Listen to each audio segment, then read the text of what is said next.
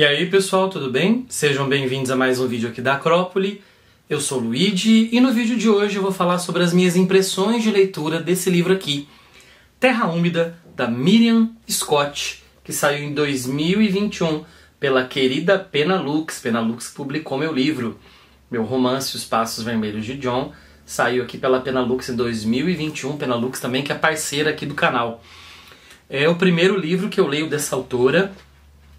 Eu até assisti parte do lançamento na live lá, e é um livro bem interessante, um livro que ganhou o prêmio de melhor romance no prêmio literário Cidade de Manaus de 2020, na categoria regional.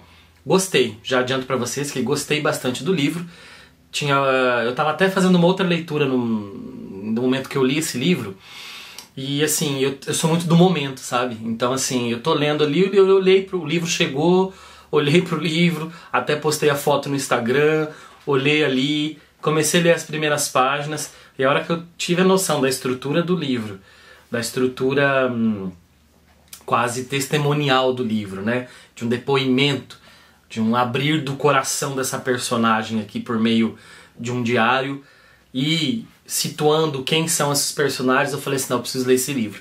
E eu comecei a ler, e daí não parei mais, abandonei outra leitura e terminei isso aqui em 2 pegadas, porque ele me puxou assim, muito, muito mesmo. Então já adianto que eu gostei bastante do livro. Mas antes de falar um pouco mais sobre o que se trata essa história, eu vou pedir para você se inscrever no canal, se você ainda não for inscrito, para você dar aquele like aqui nesse vídeo, por favor, para que você ative as notificações para saber quando sai vídeo novo, para você compartilhar entre os amigos, né? Me ajude aí a crescer aqui o canal no YouTube, beleza? Bora lá falar de Terra Úmida. Tá, quem são os narradores? São 2 narradores em primeira pessoa nesse livro, um narrador e uma narradora. A gente abre com a narração do Abner, que é um regatão, né? Ele tá ali andando, vendendo, é quase uma espécie de caixeiro viajante, né? Ele vende produtos andando pelos rios na Amazônia. Então ele leva os produtos para regiões mais longínquas, ele vive desse jeito e ele ama, tanto quanto o pai dele sempre também amou, andar por esses lugares, conhecer pessoas diferentes e entrar mata dentro é um prazer muito grande. Então ele está aliando a profissão a um prazer muito grande. E ele apresenta então a sua família e vai falar um pouquinho da mãe dele, que é a Sime. A Sime é a segunda narradora do livro, que vai narrar daí depois, em perspectiva, toda a trajetória da sua vida.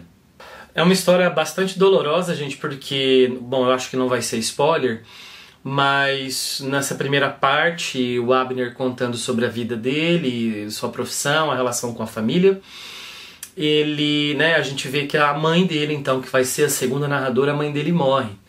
E durante o processo de luto, ele e o irmão descobrem um diário. E é nesse diário que a mãe deixou escrito para os filhos, para que eles soubessem, então, de toda a sua história. Mas quem é a família, então, da Sime, do Abner, e o pai e o irmão do Abner? Eles são judeus sefardistas que moravam em Tanger, no Marrocos. Então eles são de nacionalidade marroquina, mas de religião, eles são judeus. E sendo assim, eles moravam nesse lugar lá, eles acabam migrando para o Brasil, né?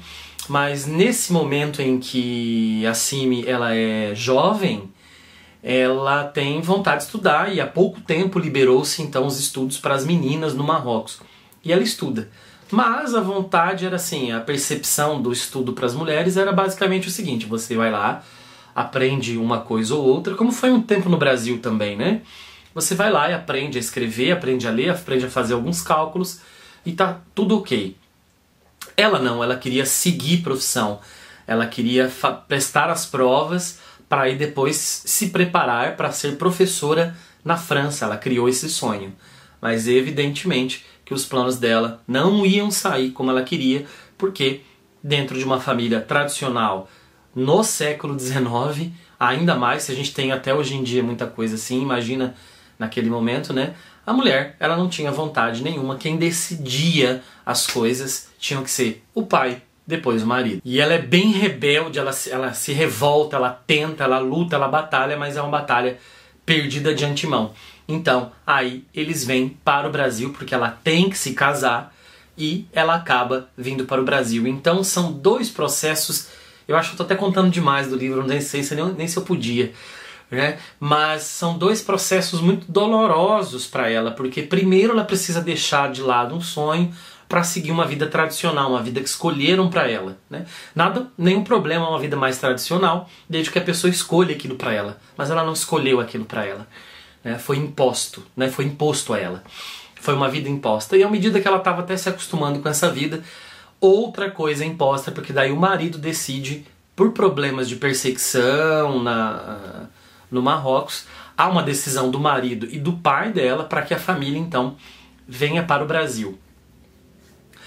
O pai e a mãe ficam no Marrocos e as irmãs se instalam em Belém e ela fica em Manaus. E aí ela começa então a se amargurar da vida. Como não se amargurar da vida se você leva uma vida que escolheram para você, né? Escolheram que você tivesse que se casar, por mais que talvez seja com uma pessoa boa, mas escolheram para você.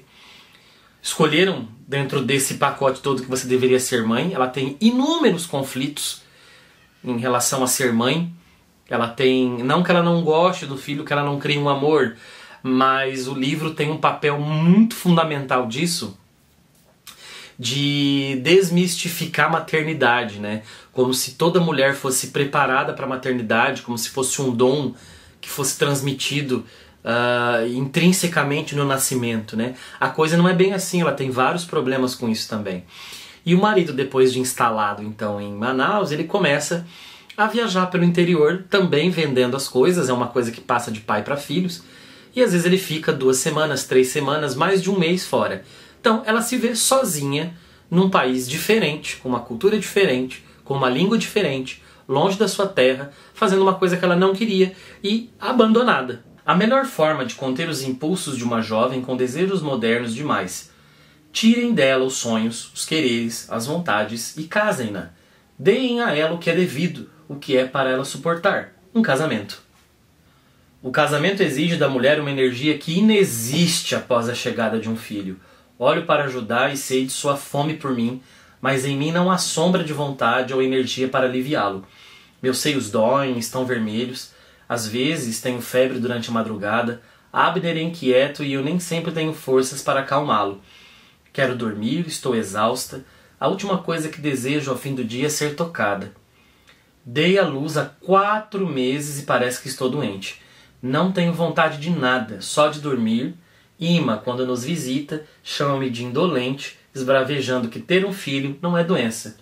Mas para mim é. Então o livro é de um tom confessional muito forte e aí você tenta imaginar a reação dos filhos ouvindo tudo que a mãe tem para contar, né? E tem muito mais daquilo que eu contei. Eu contei talvez a coisa mais visível de um iceberg, tem coisas muito mais profundas. Não tive como não imaginar, e talvez seja um olhar muito sulista e muito estereotipado meu, e até peço desculpas por isso, né? Não tive como não lembrar, porque eu não conheço toda a literatura ou uma boa parte da literatura produzida na região norte do Brasil. É um desconhecimento, uma falha minha. Mas eu não tive como não lembrar dos 2 irmãos e de toda a narrativa, as narrativas do Ratum, né? Porque se passam nesse mesmo ambiente, nessa Manaus, e em alguns momentos até cronologicamente pode bater, né? Mas inclusive de ser famílias que vieram de outros lugares do mundo. No caso do Milton Ratum, né, uma família libanesa que se instala em Manaus, e de como eles lidam com o local, com o lugar, né, o prazer da descoberta de coisas novas, a saudade de coisas antigas. E não tem como não relacionar Simi com a Zana, né, a Zana do Ratum, e elas são muito parecidas em alguns pontos, mas são extremamente opostas em outras, né? Então, assim, a relação da maternidade, dessa coisa do cuidar do filho, do amar o filho ou os filhos, né, é muito diferente. A Zana me parece muito mais confortável nesse papel, parece que ela escolheu e quis aquilo para ela, e aqui no Terra Úmida a gente não tem isso, é bem diferente. Mas eu peço para que vocês leiam o livro antes de julgar essa personagem, tá? Porque ela tem uma complexidade muito grande, uma profundidade muito grande. A Miriam Scott, a autora, soube muito bem explorar isso. Ela mergulha na psique da personagem, que mistura ali frustrações, sonhos, vontades, desencanto, entre outras coisas. Então, um livro que para de pé, um livro que se sustenta, e a Penalux vem publicando livros muito bons nos últimos tempos mesmo. E eu até digo para vocês aí, para vocês prestarem atenção na Penalux. E tenho lido livros muito bons da Penalux. Olho na Penalux, olho nessa autora, leiam esse livro e escreva aqui nos comentários se você já leu, se você gostou, o que você achou, será que eu estou exagerando, etc, tá bom? É isso, galera. Então, assim, me ajude a crescer aqui no canal e vamos bater um papo aí, né? Você já leu narrativas assim? Escreva aí nos comentários, os comentários ajudam também o canal a crescer. Vocês têm alguma indicação de leitura pra mim? Alguma outra obra, ou dessa autora, ou uma outra obra que dialoga nesse sentido, né? De você ter que deixar a sua terra e emigrar para o Brasil. O Brasil é um país que recebeu tantos e tantos e tantos imigrantes, né? E a gente tem inúmeras narrativas de vários pontos de vista diferentes. É sempre interessante ler narrativas assim.